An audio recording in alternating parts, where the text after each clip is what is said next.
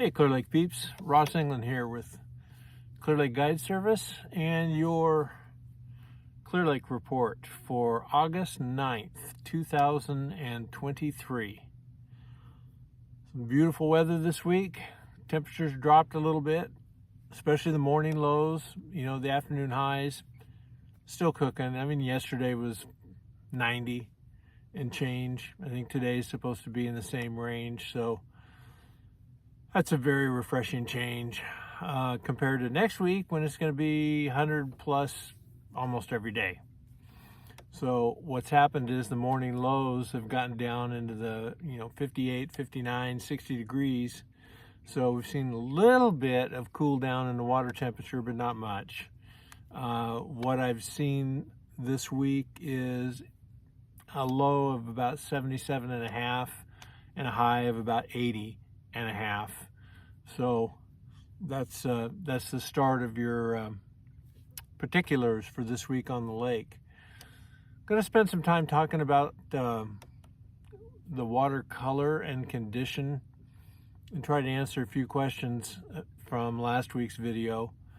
So I've been out, I think 4 or 5 days since our last video, and just like last report, which is typical for this time of year, I've seen just about every kind of color you want to talk about. Anywhere from Lakeport, which has a very tannic looking color, to parts of the South Shore, like out between the state park and Corinthian Bay. That's a little on the tannic side as well. Here in the middle of the lake right now, hey, I'd take this color any day. Actually, Nice and parts of Lucerne that I skipped around in have looked very similar to this. Much better watercolor, I thought. I didn't run into any algae at all. Once you start getting down into the mid portion of the lake, and I'll specifically talk to redbud again, I did run into some green algae floating around on the surface. Never really got in a wind-packed area where it was just slimy. Just saw a light little bit of green algae here and there. You could tell some of it was out in the middle of the lake down there because the wind had pushed it out that way. But overall, I thought the water, it's hard to say quality, but I will say quality because actually the last time that I saw a map on the readings about the cyanotoxins and whatnot, the bacteria that they're always looking out for, there was only one area that came up with a watch area. The others were in good shape. So I could see maybe 2 feet in a couple of areas, and most of the areas I was in, 1 foot's about it. So that's kind of your clarity. Over kind of near the mouth of Rodman, I saw what I like to call that exploding algae. You guys you've seen it before. It's the big old clump of stuff that slowly comes up to the surface, and when it hits the surface, whoosh, breaks up, sinks again. I did see a pretty good stretch of that for about 1/4 of a mile over near the mouth of Rodman. That's the only place that I've really noticed that. So lake level, we're sitting at 4.19 this morning, which is Wednesday. It's dropped almost 1/3 of a foot since last week, which is real consistent. So Yolo County's taken out their share. By May 1st, the lake was full, so that means they're allowed to take 3 feet. They're taking it. They're taking it consistently, and we're headed back down to probably between 0 and 1 for this fall again. By the time the lake evaporates 3 feet, Yolo takes 3 feet. There's 6 of the 8 we started with. So yeah, we're going to still be optimistic and say we're still going to have more water this fall than we've done the previous 2 falls. Another question that I was asked from last week's video was about the tannic color of the water in some areas. And the question was, is that from weeds dying, particularly, related to the spraying activities? And I haven't seen a map to know exactly where they're spraying, but typically, yes, that tannic water comes from vegetation dying, whether it's been sprayed or it's just at its lifespan.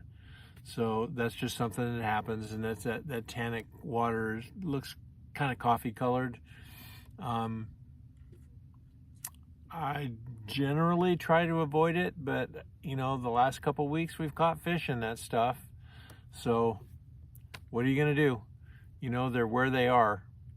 So upcoming activities for this next weekend, it's another week with nothing. So the fishing pressure has been light here this week, except for Tuesday. I don't know what the heck happened. I got to the launch ramp Tuesday and you'd think a club tournament was going on. It's like, God, doesn't anybody work anymore? So that was kind of funny. But everybody's pretty much gone by, 9:30, 10 o'clock. So no activities coming up this weekend.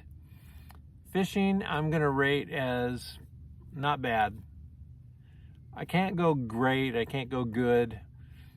And the reason for that is I'm still not able to put more than, if I was able to come out here and catch 20 fish, I'd say, okay, fishing's good.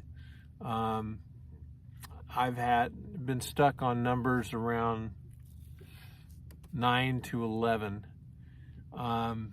There's been some good days with some quality fish, and then there's just been days when they're just good Clear Lake fish, just good solid 15 to 17 pound limits. This past week, I've caught fish on a chatterbait, missed a fish on a frog, Ned rig, drop shot, underspin. So it's kind of been an assortment. It's depending on where we've gone. Probably caught 4 catfish during the past week. One yesterday was on a little finesse underspin, and that dude was 16 pounds. Best fight I've had in months. That fish hauled me all over the place. It was a lot of fun.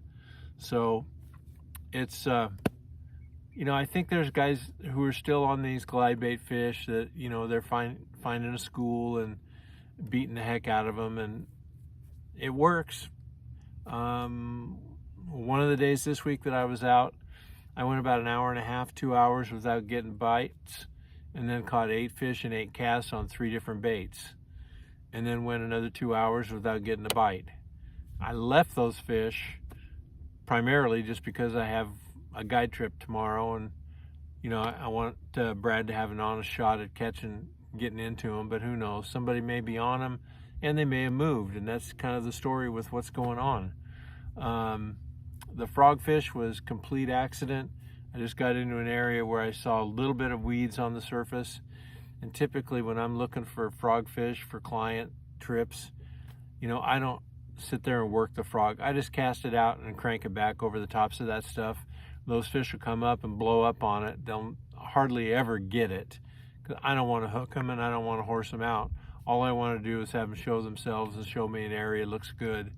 So that was the one bite that I got. I went and checked some areas the last couple days that typically by this time of the year, you're able to see a pretty good weed beds.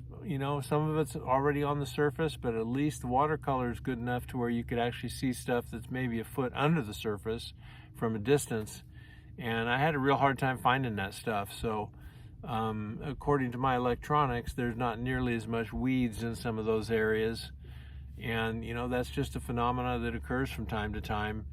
It's not every year that, you can see a great big old patch of weeds that come up between the 2 Quercuses, as an example, and have them come back the same each year. Sometimes it's spray, sometimes it's not spray. It's just the nature of how weeds grow. One year it'll be a good patch, next year it won't. So that's what's going on for this week. We'll be fishing a little bit more and hope to see you next week. So have a good one.